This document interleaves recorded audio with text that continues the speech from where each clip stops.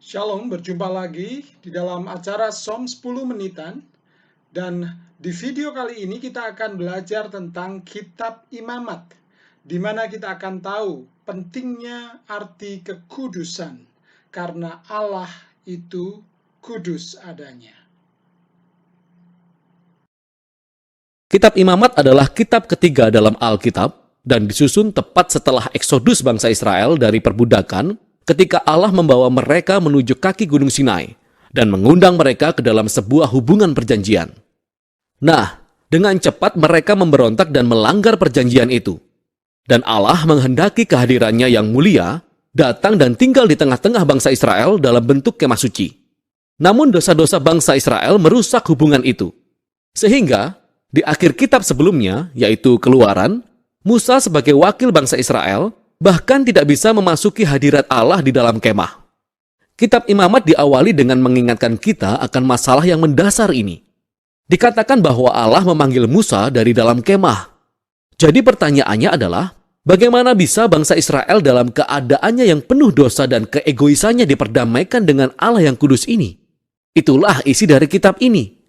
Bagaimana Allah dengan penuh anugerah menyediakan jalan bagi semua orang berdosa dan bejat untuk tinggal dalam hadiratnya yang kudus. Nah, mari kita berhenti sejenak dan menyelidiki konsep penting ini bahwa Allah itu kudus. Hal ini sangat penting untuk memahami kitab ini. Kata kudus berarti dipisahkan atau unik. Dan dalam Alkitab, Allah terpisah dari segala sesuatu karena perannya yang unik sebagai pencipta segalanya, penulis kehidupan itu sendiri.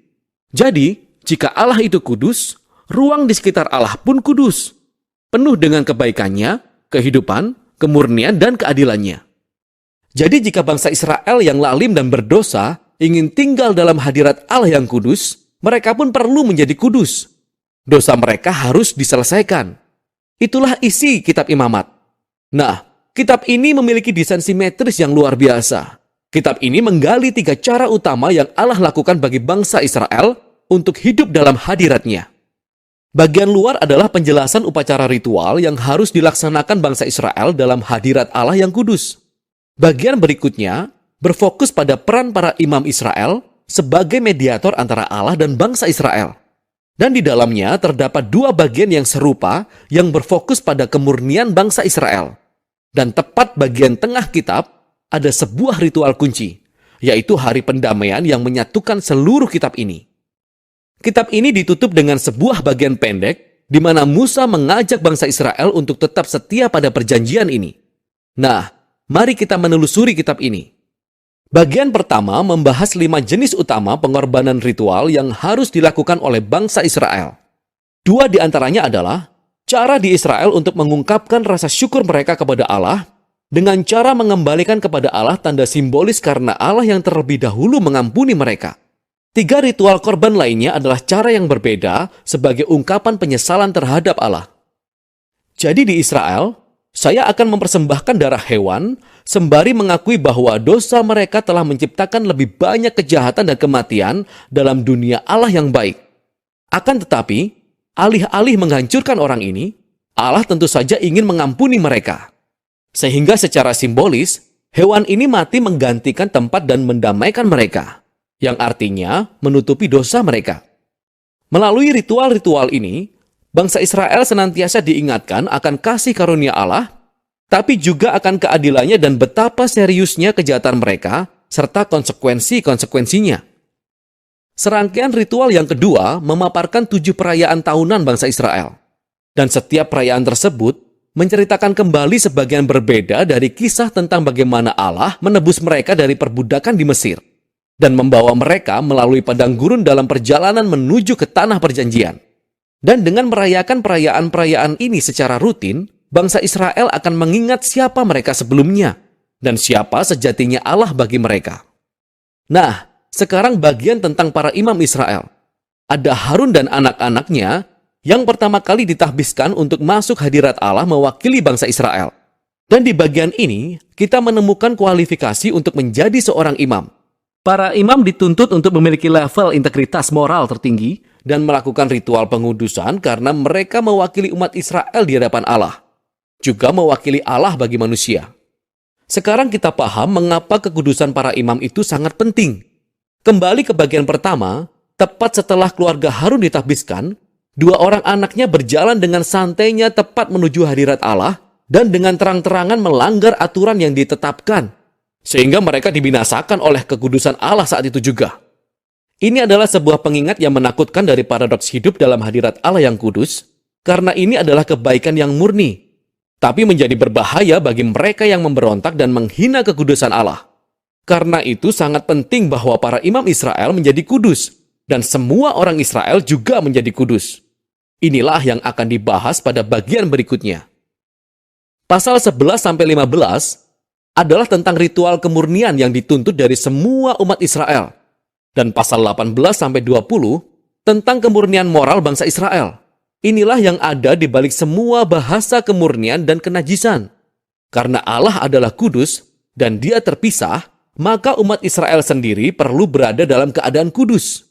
Ketika mereka masuk ke dalam hadirat-Nya, inilah yang disebut menjadi bersih atau murni. Hadirat Allah tidak bisa dijangkau oleh siapa saja yang tidak dalam keadaan kudus. Dan inilah yang disebut menjadi tidak bersih atau cemar. Di Israel, kita bisa menjadi najis hanya dengan beberapa cara. Melalui kontak dengan cairan tubuh, terkena penyakit kulit, dengan menyentuh jamur, atau menyentuh bangkai.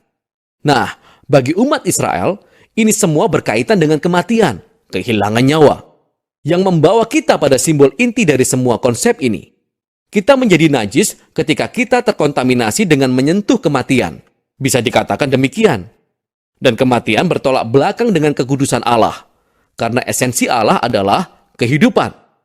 Inilah kunci sesungguhnya. Sekedar menjadi najis tidaklah berdosa atau salah.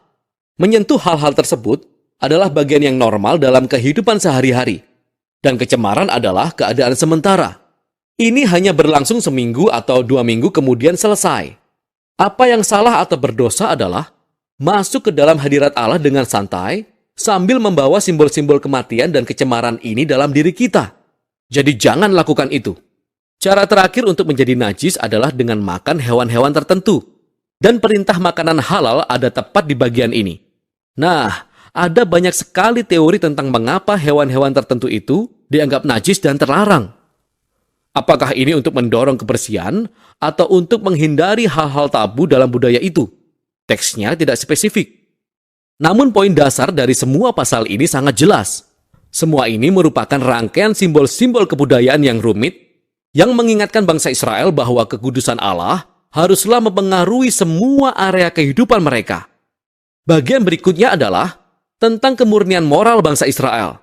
Umat Israel dipanggil untuk hidup berbeda dari orang Kanaan. Mereka diperintahkan untuk peduli kepada orang miskin daripada mengabaikannya. Mereka harus memiliki level integritas seksual tinggi dan menggalakkan keadilan di seluruh negeri. Pada bagian tengah kitab ini, kita menemukan sebuah penjelasan panjang dari perayaan tahunan bangsa Israel, yaitu Hari Pendamaian. Kemungkinannya, tidak setiap dosa dan pemberontakan umat Israel ditutupi melalui pengorbanan secara individu, sehingga setiap setahun sekali, imam besar akan mengambil 2 ekor kambing jantan. Salah satunya akan menjadi korban penghapus dosa dan menghapus dosa bangsa Israel, dan yang lain disebut kambing hitam. Imam akan mengakui dosa bangsa Israel, dan secara simbolis meletakkannya pada kambing ini, kemudian melepaskannya ke padang gurun. Sekali lagi, sebuah gambaran kuat dari keinginan Allah untuk menghapus dosa dan semua konsekuensinya dari umatnya, sehingga Allah bisa hidup bersama mereka dalam damai. Kitab ini ditutup dengan Musa memanggil bangsa Israel untuk tetap setia kepada semua syarat perjanjian, dan dia menjelaskan berkat dari kedamaian dan semua kelimpahan yang diperoleh jika bangsa Israel menaati semua perintah ini. Musa juga memperingatkan mereka bahwa jika mereka tidak setia dan tidak menghormati kekudusan Allah, hal itu akan membawa bencana dan akhirnya dibuang dari tanah yang dijanjikan kepada Abraham. Nah, jika Anda ingin melihat bagaimana imamat cocok dengan alur cerita besarnya, sangat membantu untuk melihat kalimat pertama pada kitab selanjutnya dari Alkitab, yaitu Bilangan.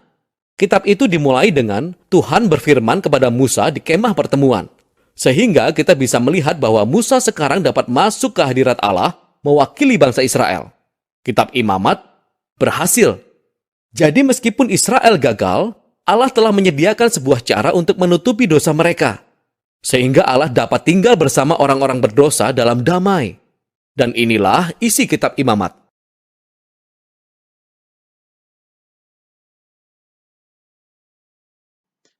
Demikian som kita kali ini.